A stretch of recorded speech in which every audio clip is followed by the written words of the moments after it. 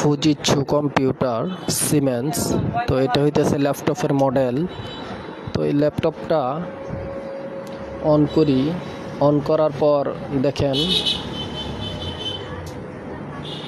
On করলাম Fujitsu computer siemens. এটা হইতেছে ল্যাপটপের মডেল। তো অপারেটিং সিস্টেমে দেখেন চালু করার সাথে সাথে আপনার এই লেখাটা দেখাইতেছে। তো এটা মূলত লেখাটা আসে বিভিন্ন কারণেই,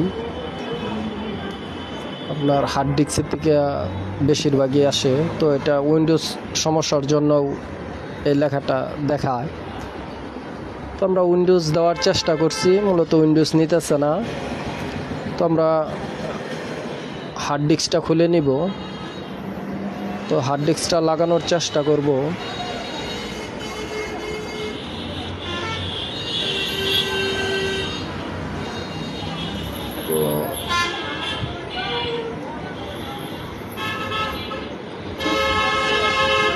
তো হার্ড ডিস্কটা আমরা খুলে নিছি। খুলে নেওয়ার পর দেখলাম এটা অনেক ওল্ড মডেল একটা হার্ড ডিস্ক।